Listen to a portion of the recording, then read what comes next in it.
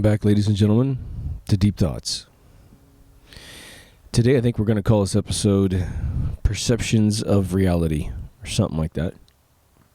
What I'm going to do is take you down a journey of something you already know, but something you probably only think about every once in a while, which is how we perceive reality, and thus either gain control over it, or lose all control of it, or lose some control of it. So this is going to be a very slow exercise in submitting essentially proofs of how we gain perception of reality, how we allow it into our circle of existence, and then how we allow and have taken on other people's perceptions of reality that we carry every single day that either bring us happiness or don't. On a fundamental level, your first question to answer is, have I ever thought something that was one way, but it turned out to be the other way? But God damn it, I thought it was the other way. But my perception was incorrect, that it was A when it was actually B. That is an extremely fundamental proof to the concept of perception is reality. You might have had a more intimate one where it's like, I thought you were my friend, but you're not. I thought you were telling me the truth, but you weren't. The reason why I make those mentions is that those hurt, right? Those are the ones you remember, and they usually stem way, way back to when you were a kid, when you were just growing up, and those pissed you off, those scarred you, and so you remember them. But what would you be without perception? I mean, let's really look at it. If you had very little perception, in my book, perception allows the existence of time within the mind. If you had no perception, you would tend to revert back to an it, some entity that just is, and you wouldn't have perception. Perception starts to take the singularity of existence and spreads it out to the point it can at least exist in a two-dimensional plane. All right, I guess you could say one-dimensional as well. A number set would require perception to understand 0 is different than 1 is different than 2. Positive and negative are different from each other. But none of us can have this conversation right now without having taken on millions of little tiny rules of perception. So we are this bag of perception. That's what we are. We're spiritual perception, mental perception, physical perception, and that's what we are. So how do we, stuck inside the subjective container of perceptive interpretation of reality, start to pull back and have an objective perspective of our reality? Well, I think the best way is to abstract something away from us. Let's pretend we have a little video game in front of us. It's sort of like a augmented reality thing. It's there in front of us. It's this little being. And it starts out as a singularity of no perception. It merely has a heartbeat. It merely is. And we start adding dimensions of perspective to this being, this little creature, this little simulated Pokemon or whatever. And it's on the kitchen table, right in front of us. But it doesn't attempt to move on the kitchen table because it has no perception that it could move. Perhaps we haven't given it legs yet either. And so we extend its body. We extend its capability to move around. And it still doesn't move because we haven't augmented its brain to perceive that there are two planes of existence. You want to split hairs, we give it X and it just moves in a line up and down the table. That's all it does because it can't perceive Y. Once it can perceive Y, then the Cartesian grid, which is the kitchen table, becomes the playground. But then we watch it walk right to the edge of the table, and we put our little hands out because we don't want him to fall, but we know he's going to fall because he has no idea what the edge of the table is. So now we catch him, and he's totally confused and terrified because he felt the falling feeling. He has no perception of what that is, but he felt it. We put him back in the center of the table. We reprogram him to know what the edge of the table is. But then he goes right back to the edge of the table and falls off. We realize, damn, not only do we have to give him the perception of a table edge, but we have to program some mechanical methodology for him to test whether or not he's at the edge. So we give him little antennas. We tell little antennas to go down there and just sit there and scrape the ground right in front of where he's walking, whatever direction he's trying to crawl towards.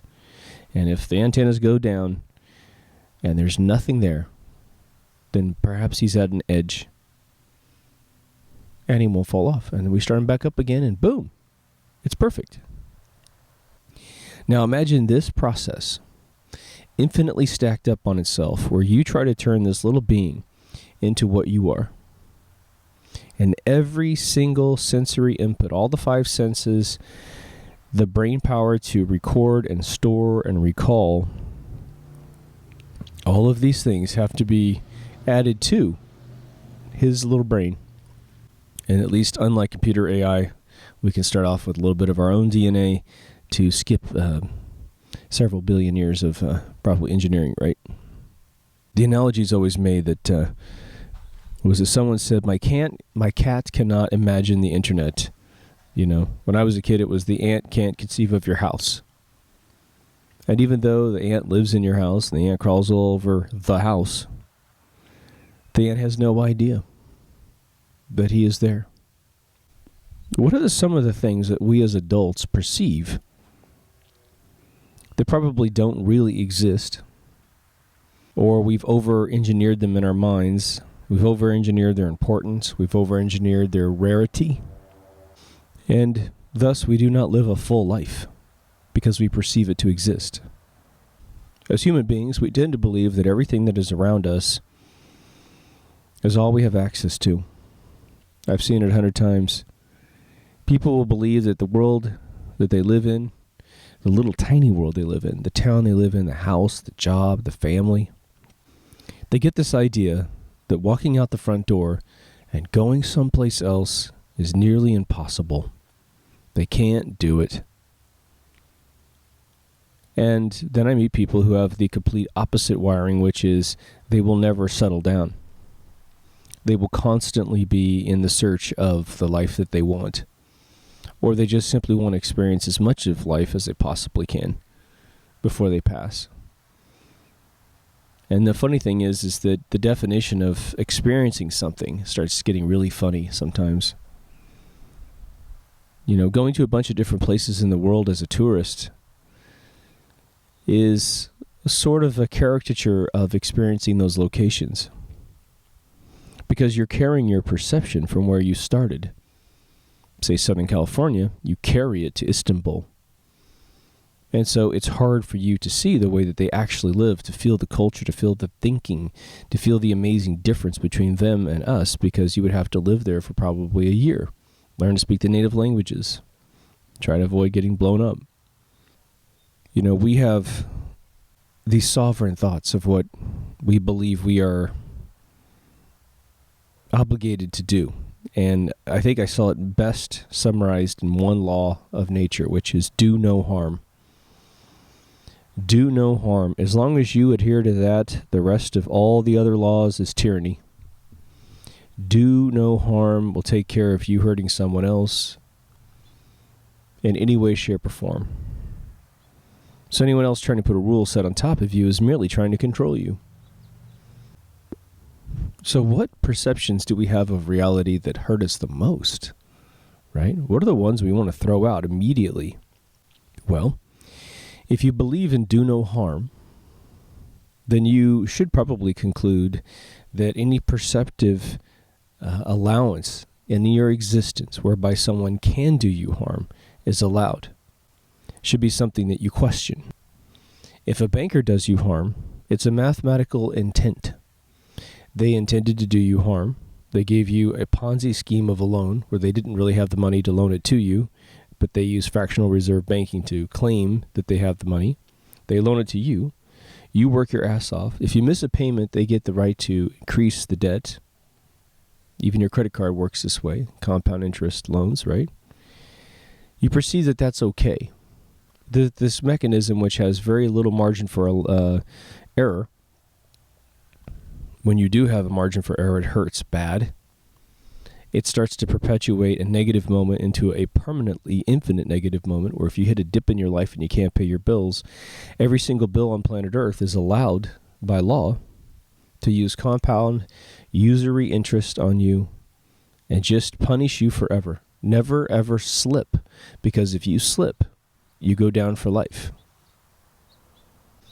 But it's only through perception that we think that this sort of mechanism is actually allowable. Now, do no harm could be a little subjective in itself. Every human being on earth is flawed. And we remember that when it comes time for us to be judged. But we seldom remember that when we judge others. Now, some people are more flawed than others. It is true. But the reason why they're more flawed is because their perception mechanisms are screwed up. If someone treats you with respect and makes, most of the time, it makes a little tiny mistake, then it's very easy to forgive them and move on, right? If someone habitually goes sort of back and forth, 50-50 between treating you with respect and disrespecting you at a level you can barely conceive of, right? Then they are more flawed, because on their side of the fence, right, their perceptive mechanisms, which would forbid them from hurting someone else, are either completely disconnected from reality, meaning they don't know that they're hurting you constantly, or they constantly write a blank check and say it's okay. It's okay if I hurt that person. They'll understand. They always seem to let me go. They always seem to forgive me. But now think about it. Do you think about this stuff at all? I mean, you're a Deep Thoughts listener, so if you made it this far, you probably are the people. But do you think other people think about this stuff very often? I think that life has so many variables and so many constantly changing events that most of us just gain perception and perspective in a very serendipitous way, We just it's like we're sort of struggling just to handle the basics. Think about when you're born. You're born as a child being taken care of. I mean, when you poop, someone cleans your butt for you. You don't pick your clothes out. You don't make your food. Hell, you don't even bring the food from the plate to your mouth. Someone else is flying it in there, right? And so the world is also in full effect by the time you get here. Every single politician's in office. All kinds of nasty stuff's already happened before you're born. More nasty stuff happens while you're here. Sometimes your folks will be freaked out because they'll watch the news. Maybe they'll be even angry at each other because they have financial problems. Maybe they love each other. Who knows? But you're stuck in the middle of utter chaos. You're born not in the eye of the hurricane, but sort of in the outer wing of the hurricane, right when you come in. Well, what do people do to gain control over their life? We have something today called meditation. And meditation is where you pull yourself out of the chaos, find a peaceful place. And I know some friends that can do this in the middle of a storm. And you just relax and you cut out the rest of the world's input as much as you possibly can, and you start to own every single sensory input. All 5 senses. You try to calm your mind, right?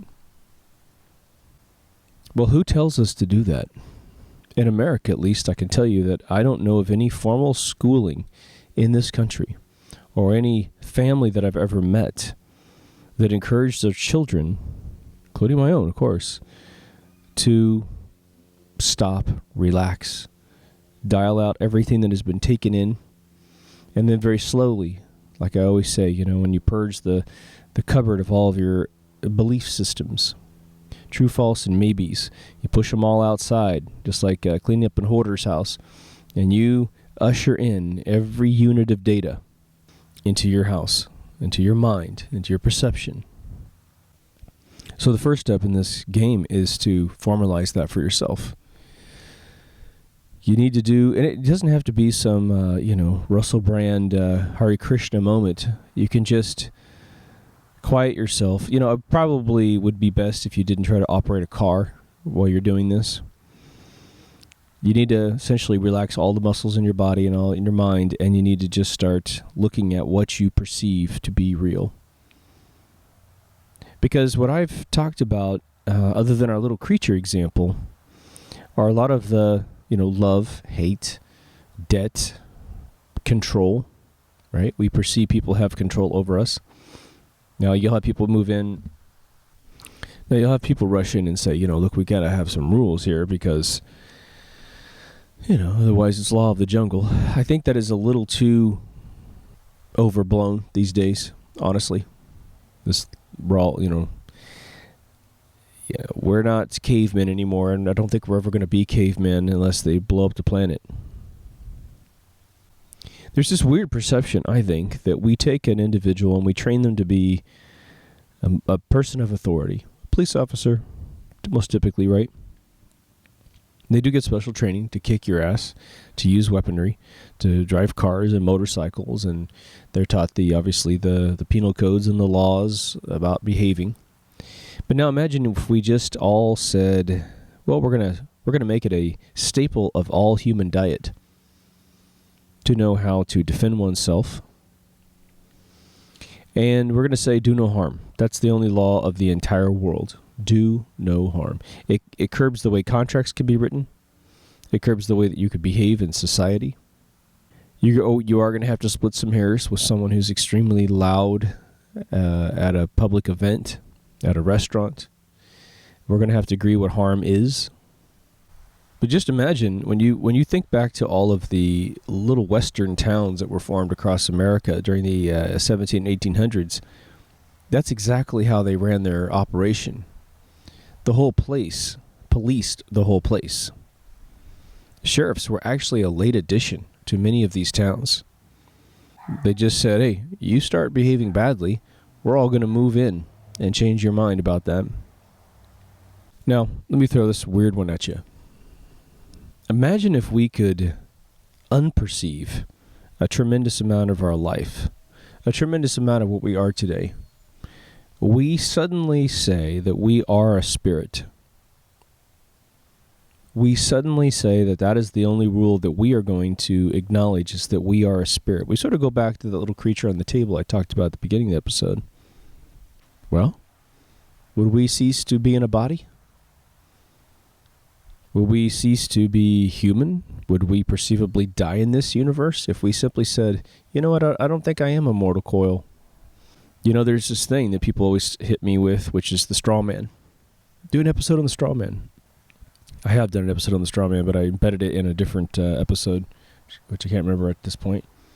For those of you who haven't heard of the straw man, it goes very simply like this. You are a sovereign being in this universe.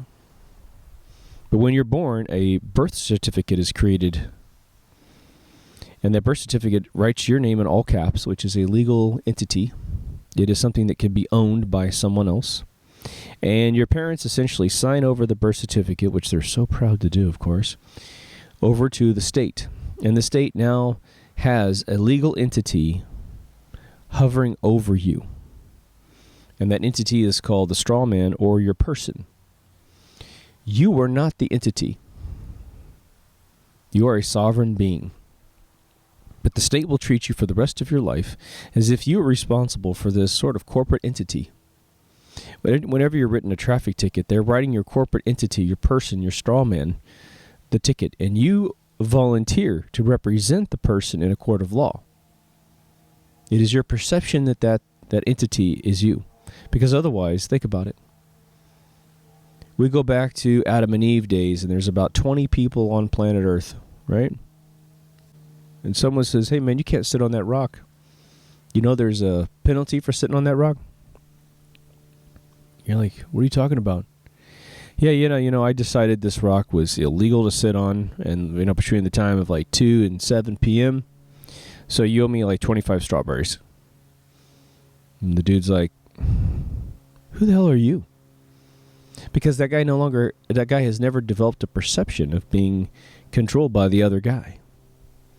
But now, so how would this guy give you any paperwork to prove that you own him the strawberries? Well, you're going to have to come up with a name. Maybe you have a name. Maybe you don't. Maybe you're just that guy with the reddish brown hair. Who knows?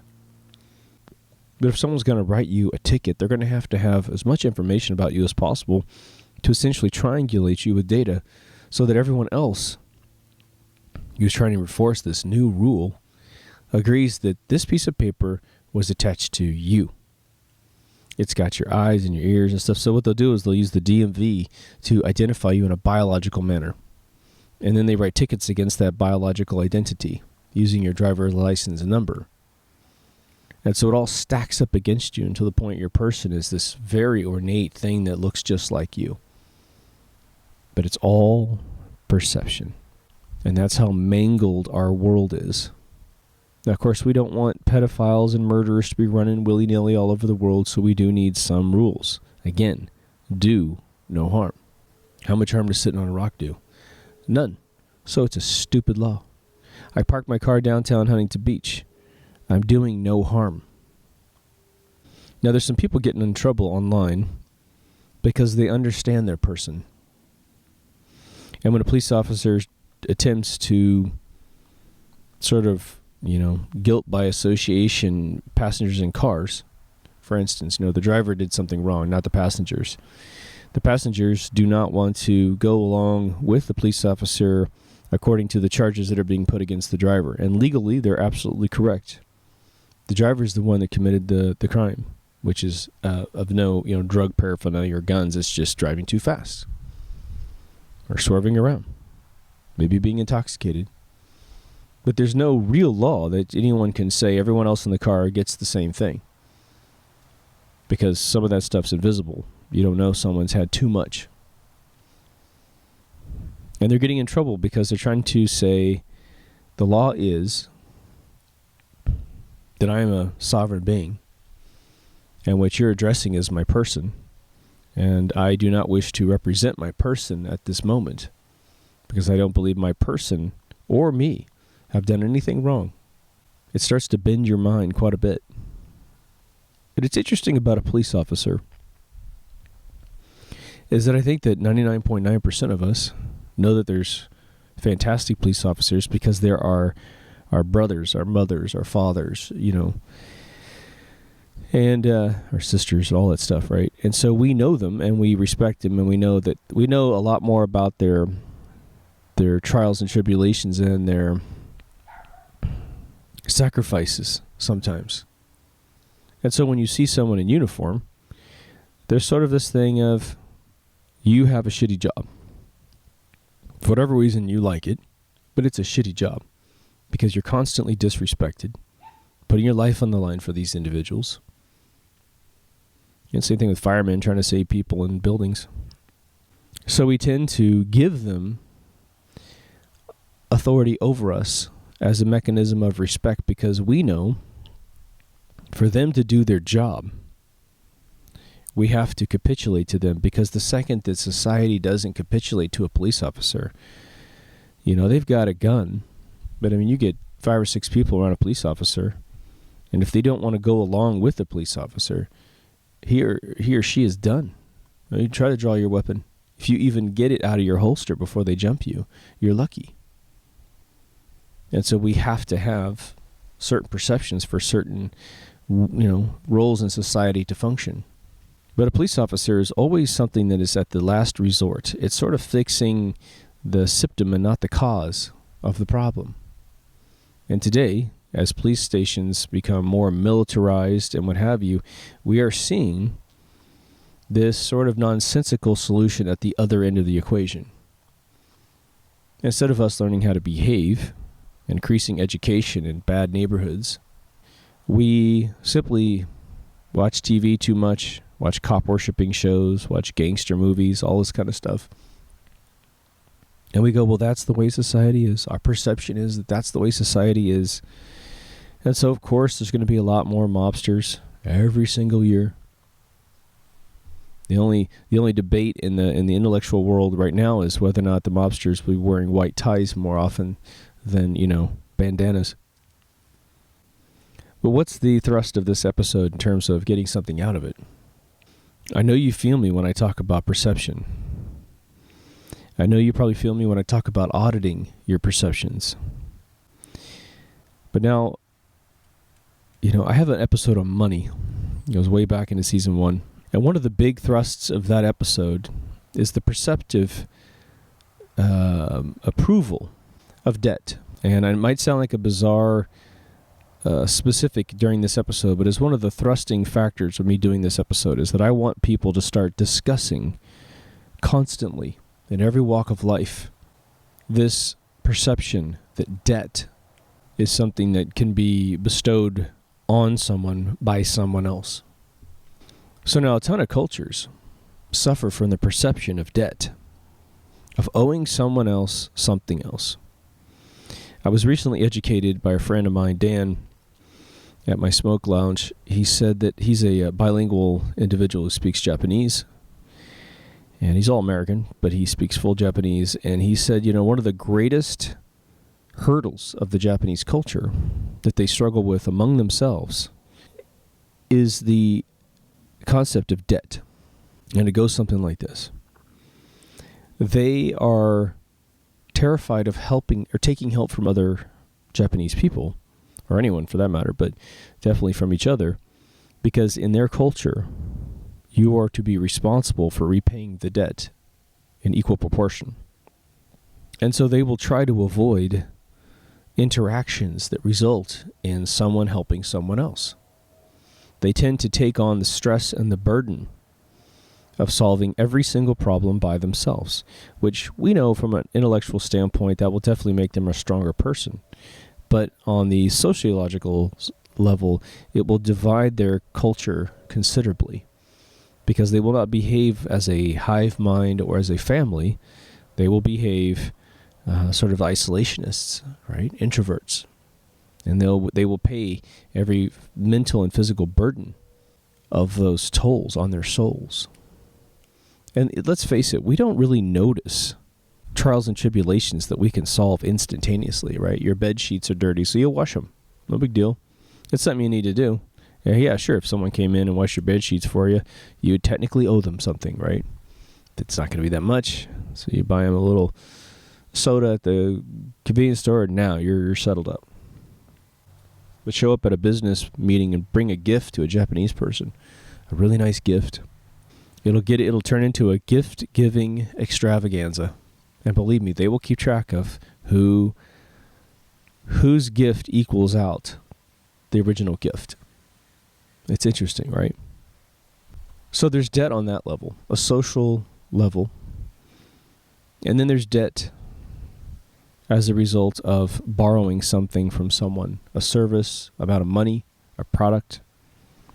And there's a fair mechanism of debt in my mind, which is you're paid for your services, but you're paid a finite amount of money for your services, which is I loan you $1 and we agree that you owe me $1.20 back. I don't personally loan money like that, but let's just say that, I needed some greed, and I loaned it to you at a fixed rate. Now, if society were to transform to that, the amount of debt problems that this world would have would dry up completely and utterly overnight. Because we could stop loaning money to people that don't ever pay it back, but that person would also have the mechanism by which to escape the debt that they've had if they go out into the sector and work, right? Or you can borrow money from someone that's not going to charge them interest. But what does a bank do? A bank engages in something called compound interest or usury. It's a percentage that you owe them every single month. And if you don't pay it, they get to multiply your entire debt by that percentage. Every single month, it is a circular logic issue if there ever was one. It's like a Mandelbrot set, a fractal. of absolute doomsday pressure over you. That perception, that allowance within the culture of humanity is what is wrong with the entire world. Every single problem that people can tell me, from GMOs to chemtrails to education, if we could create a global Magna Carta that only has one law and statute inside of it, and it said that compound interest / usury is now entirely illegal, that perhaps the amount of the fixed interest or fixed flat fee could only be of a certain percentage. You can't go over, say, 25%. So, hey, you don't want to loan money to someone because 25% is enough? Well, then you're out of the banking business. You're out of the loaning business. Because at no point can someone make someone owe that much, right? Let's take it one step further in the banking cartel area. If you were to convince your bank to loan you money for a business expansion, a business foundation, you're starting one from scratch, think about today how much the bank participates in your success. They don't. They don't help you in any way, shape, or form succeed in that venture. They simply loan money. It's usually some, I hate to say it, well-meaning young person who's never started a business is going to be your loan officer at this bank. It'll be anything, anywhere from like 23 to 33. They will have never suffered the trials and tribulations of what you're trying to do, but they're going to sit there and give you your loan. And you go off and you fail, and of course they dig it because you then owe them more money. As long as you're alive and your heart beats, well, they're like, well, he's going to get us paid back, or we'll chase him in collections, right? But now let me tell you how Hollywood works. Let's say we come up with an indie film that's pretty cool, and we get Universal Studios to buy in for production and distribution. Now, they have to make it a success because they're involved with the profiteering of what we're doing. They say, could you show us your employee roster before we give you the money? Let's see what's up here. And you show all your buddies.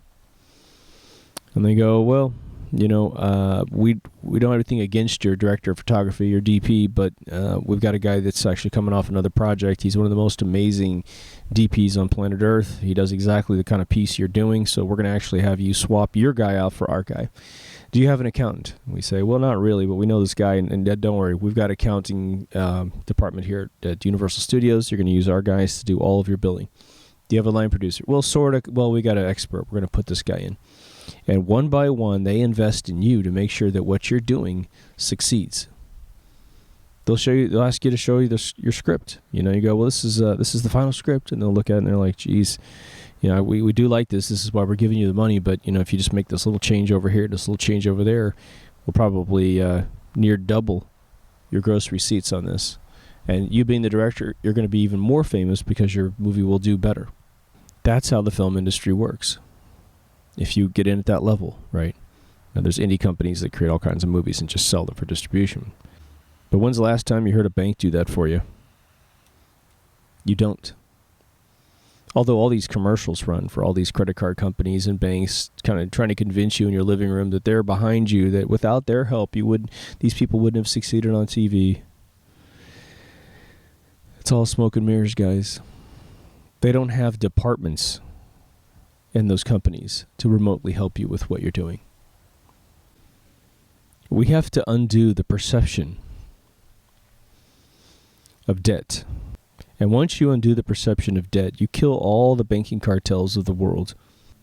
We should probably, obviously, redo our perception of what money is versus what currency is. And there's plenty of people who understand this in the world, right? In my episode on politics, where I recreate an island filled with people that were stranded on there, and when they build up a civilization from scratch and they get to a point where they want to have a place that is it's sort of the pinnacle location of all their art and resources, run by the elected politician who runs the island. And so we want to typically anoint them in the gold and give them all kinds of crazy amenities, right? And it's an interesting perception of man that creates that need to have a monarch. because it's driven by the fact that we are good people. There are some folks that simply say, and it's not a bad thing, but it creates sort of a tough mechanism to get around, which is, well, I want to have someone in the world happy, way happier than me. And if I can contribute $1 here, $1 there, and someone else can have the amazing happiness, lottery ticket winner, that I don't have, well, at least I feel like someone's living the life that I can't live. And most of us who've had kids, you understand that if you start bestowing on your child constant rewards because you want them to have the life that you didn't have, you will destroy them. You will destroy their minds. You will create expectations that are absolutely unhealthy for them. But before we go, what I want to leave you guys with are some tools. And you know, some of you, obviously, I know you're way better at this than me, and you've been having this conversation with yourself for decades before I've ever really conceived of it. So please comment and give me, you know, as much guidance as you want, because everyone will benefit from it, right?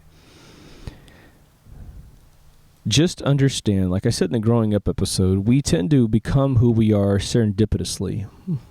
A complete mistake. Unless you just happen to have the wires in your mind, the dip switches in your circuitry in your brain all set up perfectly from birth, well, then you're going to be like me, and you're going to just add and subtract stuff according to trial and error in your life.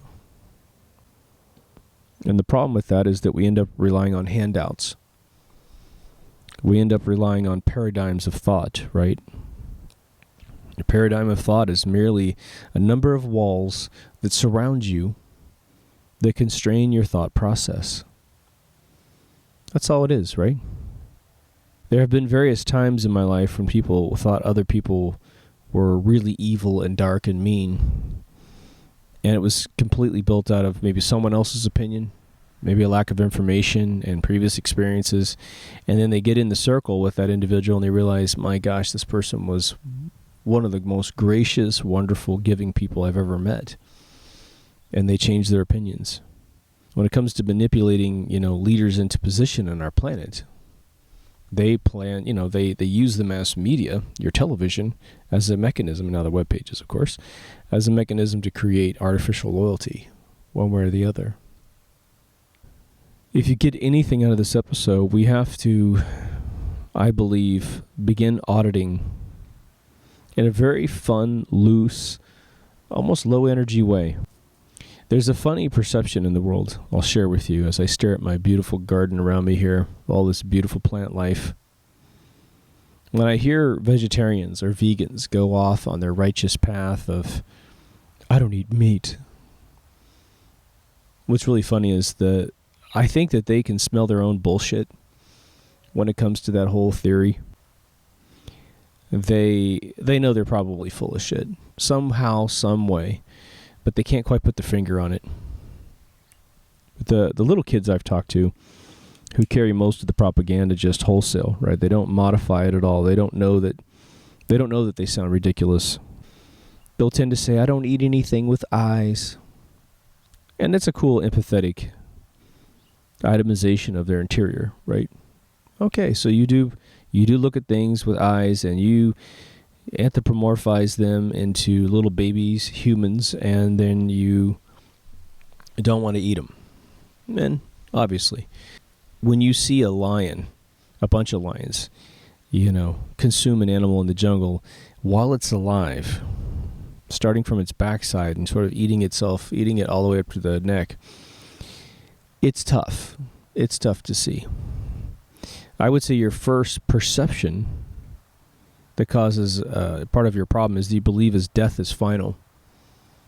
And once you realize death is nothing more than a transition into your next life, you're going to win some and lose some in terms of the way that you die. You're going to die, even as a human being. Some of us will die tragic deaths, and some of us will die totally normal deaths. And it's based on your perspective of what's tragic and what's not. But the funny thing is that there's this perception that plants aren't living, sentient beings. Now, the only thing that I know that I think Steve Jobs did in his life is he said, fruit falls off trees. And a fruit immediately starts dying the second it falls off the tree at a minimum. And so consuming that fruit is what life is supposed to be about. It's bearing fruit to be consumed. And I think that that's probably the only place where I think that that really makes sense. But what about asparagus, wheat? Things where we pull them out of the ground and completely just consume them, or carrot. We tend to think there's no consciousness. But for those of you who have lifted your consciousness to a point where you believe that there's a life force in the universe that gives life to everything, hence the golden mean, the Fibonacci pattern that's in all life, you start to realize, damn, this stuff is everywhere. It's everywhere. A clam can have a Fibonacci pattern in a shell, but supposedly he's not related to the life force that made the shell. When he exudes it off of his body in some sort of secretion that hardens, and you find that same Fibonacci pattern in a vegetable that you'll be eating, right? The perception mechanism for a vegan or a vegetarian is the eye. It is to say, it has a heart. It is more like me, therefore I will not eat my own kind. So as long as I find a different form of life, I can eat that, and I do not feel guilty, and I do not feel immoral. There was a famous king in Europe, and I cannot remember his name to save the life of me, but he believed that all living, food, the grass especially, he thought it was alive, and he refused for decades to have anybody cut the grass in the grounds of his kingdom. And he revered the fact that the grass grew, 4 to 6 feet tall. He loved it. He thought he was communing with the world. I think that's very interesting. But there's another level of perception over that, is to say that once we look at the ecosystem of the world outside of man's perceptions, we see animals consume each other constantly. Little birds, they eat the insects on the ground.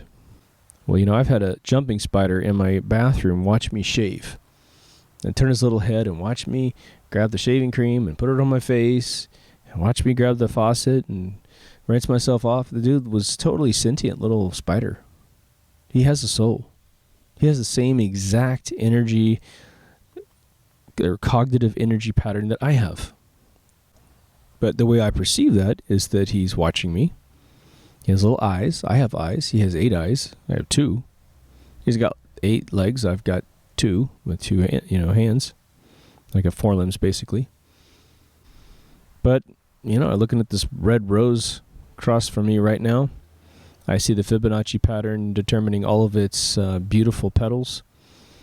The thorns going up the stem are all distributed in a circular Fibonacci pattern, perfectly distributed in some spiral distribution. There's something going on over there that's brilliant and beautiful. And guess what? Plants have been around a lot longer than humans, in my opinion. To be a vegetarian or a vegan, I think it is to sort of thumb one's nose in the face of the reality of the way this planet has been designed. They're trying to, I believe, outlaw, make meat cost so much that you won't be able to afford it. That it is the building block of your brain, of your eyeballs. It provides amino acids and enzymes to your body that you can't get through any other means. Red meat. Don't eat much of it, but eat a deck of cards a week, right? Another perception that's interesting is the purpose of life. I find that whether or not someone consciously recognizes it, and I think with the internet, people are consciously recognizing this more than ever, which is that they realize that they don't live for anything. They have, according to them, no purpose. Ladies will be convinced that having children is just such a burden. Let's not do that. But then you go, okay, what else are you going to do with your life? What else are you going to contribute to reality, to the one that we're in right now that you perceive and accept as reality? What else are you going to do? And I have friends of mine that skip the entire process and they live like they're in their 20s, but they're not really happy in the end. And so they drink. Some of us sit around and we'll find ourselves in a pocket where we don't believe that we're engaging our full extent. And so we hunker down and we work really hard to reinvent ourselves. And then we go get it. And we'll try a few that fail, and we'll try a few that succeed. I think it would be naive for me not to say that this show has become a part of one of my purposes at this point in my life, right? Total mistake, like I said in the previous episode. But I'm here now. And so, as long as you dig it, and we can hive mind our thoughts together, then I'll keep going. The comments right now are incredible. I mean, I read a comment at a restaurant, and I'll have my mind blown pretty much every third comment. And the only reason why the others don't blow my mind is someone just saying thank you for making the video, Where there is tension in the world, especially between your close friends, or if you're just observing two people having an issue or someone reflecting on their own life, where there is tension in the world, I want you to bring up in your mind this paradigm of perception acceptance. And you'll find that a lot of it has to do with their adoption of perceptions. And we're all guilty of it, and there's nothing really subjectively wrong with having a perception that creates a negative spin. Like I said, if you want to make your life the best that it can possibly be, the first emotion you might go through after agreeing to that perceptive mechanism of your output in life is that you're not where you want to be. But my suggestion to you is not to get the least bit upset. It's just like when you find a bug in a piece of software, the rookie goes, "God dang it, I found a bug. Oh, this is horrible." And the pro goes, "Thank you for finding this bug, because we'll solve it for sure, and we'll send it out there without that bug. And because you found it, you saved the day." Huge. Well, if you find something about yourself that you want to change, celebrate that, even if you don't know when and how you're ever going to fix it. If you've had permanent changes installed in your life, you got sick or you got injured or something, well, that's just a little bit of a constraint on your screenplay. Some of the neatest screenplays on planet Earth, films that you'll ever see is someone has a handicap. It doesn't have to be physical. In South Park, it's the kid who stutters, Timmy. Absolutely hilarious character. In Family Guy, it's the guy in the wheelchair. And these guys are heroes because the people who write them reimagine them to be on top instead of on bottom, to be revered as opposed to being ridiculed. There's a lot of videos online. There's a guy who's I believe he's technically a dwarf. There's all kinds of ways you can be small without being a dwarf, but like the Michael J. Anderson guy who played in Carnival, he's not a dwarf. He just has the bone disease where his bones break really easily. But there's a guy that is stuck in a wheelchair, and he's suffering from what I believe to be profound dwarfism. And he can't walk or anything, so he's got this wheelchair. It's pretty awesome. And he makes these videos, and it's been going on for 10 years. But he would make a video where he would talk to everyone, and he says, "Look, when I'm down, I play this song, and I do a dance." And the whole thing is him having a blast in his wheelchair. And part of it's, he's just dancing in the wheelchair, moving his hands. As, according to him, he's being jovial. He's just moving with the music, and then he'll use his joystick on his wheelchair, and it's all electric, and he does like a rotation or something. And he has and always will inspire all of us that have every amenity of our bodies fully functional. But it was that guy's perception of his issue that took a disadvantage and just ignored it. Just said, "Look, man, I can communicate. I can live a full, amazing life. And that's what I'm going to do. I'm not going to let, society's perception of me get me down," sort of thing, right? There's another group in Europe, and I forgot their name, but it's this main guy who's, I don't know, he's not, he doesn't speak English natively, but I don't think. He's a very handsome guy, but he's got MS or cerebral palsy or something like that, and he has two guys that he hires. They kind of rotate, but there's this band, and they're in these electric wheelchairs, and he does traditional songs like Weird Al Yankovic, but he changes the lyrics. And his thing is he chose to write songs, love songs and stuff, but incorporate into the lyrics funny spins about these are the challenges that, this is the way I will love you from a wheelchair with whatever disability he has. And he goes with all of it's hard to, I'm going to kiss you, but it's going to be weird because I have this thing. But in the end, they're really famous in Europe. I don't know if they do it anymore, but I've seen him a couple of times, and they coordinate their wheelchairs with the joysticks to do dance moves like the Temptations and stuff. It's fantastic, but it's their perception mechanism that got them to that level of revere and happiness, right? What a ballsy guy, right? And I don't know if he had it from birth or if he was suddenly struck by it. Obviously, if you had mobility and you lost it, that might be more difficult than growing up in it, of course, right? But one of the other big perceptions I want to really close out with is on this theme, that you believe anything about yourself being limited and incapable of doing things. I was at a smoke shop the other day, and I was noticing this guy in front of me was doing all these voices. And I thought, I wasn't quite sure, sort of a Jersey voice, and he put a speech impediment on top of it, and he had all these guys laughing. And it turns out what he's doing is he's imitating some of the guys that come in, or have come in over the years to the smoke lounge, and they're all best friends, so no, there's just no hard feelings. But this guy had probably done 4 voices in front of me, all kinds of different dialects of America, and so then I kind of moved around, and he got close to me, and I said, "What's the deal with your voiceover stuff? I mean, your voices?" He says, "Oh, I love doing voices. I can do all the voices in America," and he goes, "I can usually do, a couple different ones in Britain. I could do Scottish and Irish and New Zealand and Australia differently." And he goes, "But I have to be around someone for a little while to get those tuned up before I really go for it." And I'm like, man, that's an amazing talent. This guy was good, all right? He was really good. And so I started asking him, I said, well, and he looks like he's maybe late 30s, early 40s. And I said, well, have you ever thought about doing voiceover? Because you live in Hollywood, technically, right? Right by. He's like, well, I perceive that I have missed the boat on that. And I'm looking at him like, are you kidding me? I said, nobody knows how old you are when you do voiceover. Mel Blanc did voices until he died. And he lived to be a nice, ripe old age, right? For those of you who don't know who Mel Blanc is, B-L-A-N-C. He did all the Warner Brothers cartoons you ever loved. Daffy Duck, Bugs Bunny, Yosemite Sam, Woody Woodpecker. He did all those voices. And just a million others. Marvin the Martian. Just everything. The whole cartoon would be his voices. And you would never recognize one guy doing all the voices. It was so amazing. So I'm looking at this guy, and I start telling him, I said, look, I've managed a lot of comedians in my lifetime, and I've helped them with their voiceovers. And I don't think my guys have voiceover talent.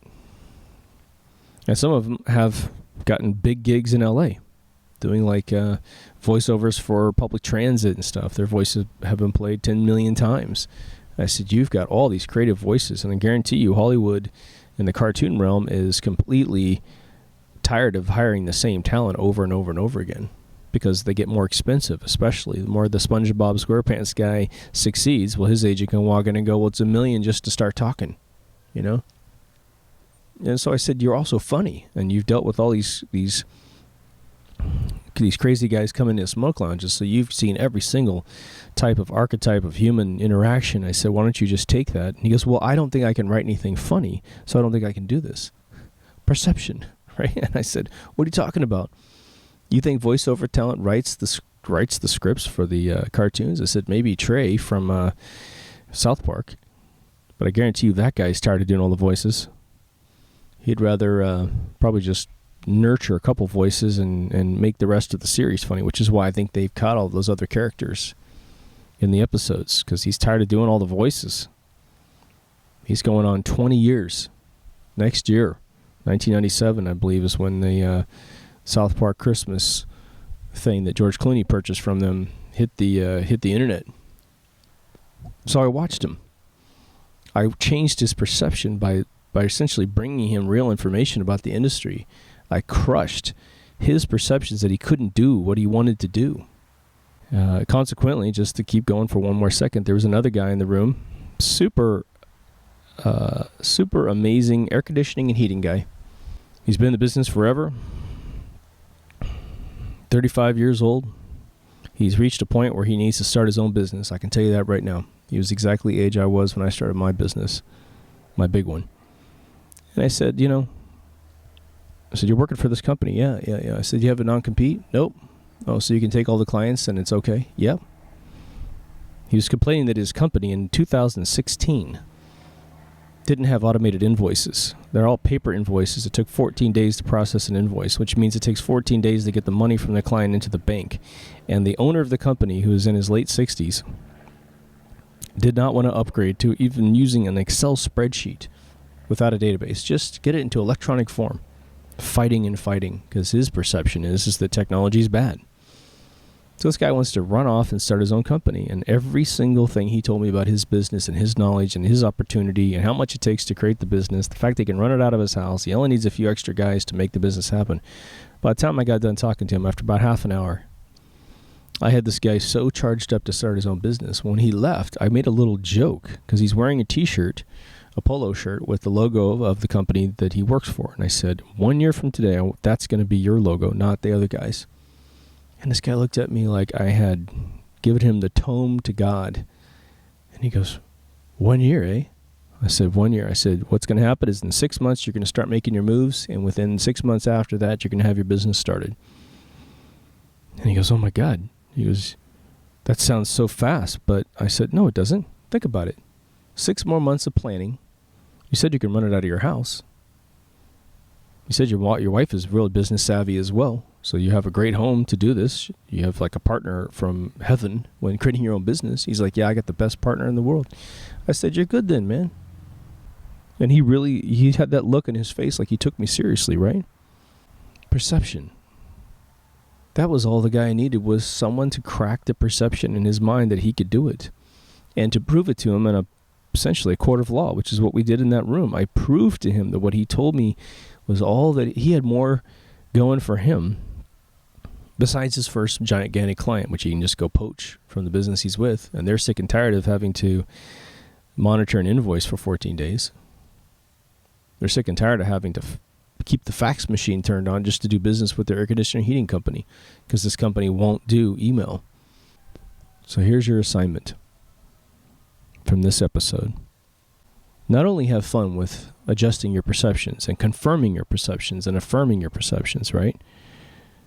But I want you all right now, while you're listening to this message, because I'm going to sign off here so you can just get to business, right away. I'll do a short bumper tonight. I want you to write down on a piece of paper, specifically on a piece of paper. I don't give a crap if it's a Post-it or a notepad or the back of an envelope of junk mail. Write down what you think you can't do in the world. And then really ask yourself the question. You sure about that? You sure you can't do it? Anything you want to do in life has a return, which is why you want to do it. Could be money, could be authority, could be just creativity, could be something that feeds your soul. If you do come to the conclusion, which I doubt most of you will, that you actually can't do what you want to do, fine. Write down the byproduct of what that thing that you can't do would have given you if you had done it. And then write a line underneath that and write down a couple ideas of things you could do in this world to get you the exact same things. And then go do those things. And just understand that your insecurities in life and your securities in life, that which takes away your power and disembowels you, and that which gives you all the infinite energy to believe in yourself, it's just perception. Most of us know that the folks that have done really well in their life had support systems. I talk about Steven Spielberg and George Lucas all the time on the show. Here's the perspective and the perception that they had. By the age of 12, their fathers participated in their life and gave them what they needed. Video cameras and help and resources. They used adult mind power to enable a child to create a movie. And that became their demo reels when they got into film school. And they already had done it for 5 years before they got to film school. Now, some of us did not have parents like that. I did not have a parent like that personally. So I had to fight tooth and nail to get everything that I had. And I know there's a lot of you I know personally who've had the same situation. You didn't have that support team when you were young, but you're owning that shit right now, right? Let's go out there and kick some ass as deep thoughts people. Let's just get out there and use our brains. If you make it to the end of any one of these videos, I'm telling you right now, you're the kind of person that will end up running this world. You will. Not because what I'm saying is right or whatever, but because you have the ability to listen to someone else's opinion this freaking long. If you're a regular, you're definitely one of those people.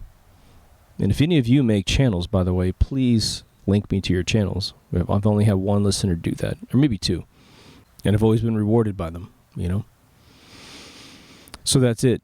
Short bumper is go to mkultraradio.com. From there, all the feeds, video and audio, depending on how you're coming in. That's it. Now go make your list. And let's kick some ass, all right? Take care of yourself and someone else. Open your perceptions, and I will see you in the next Deep Thoughts. Over now.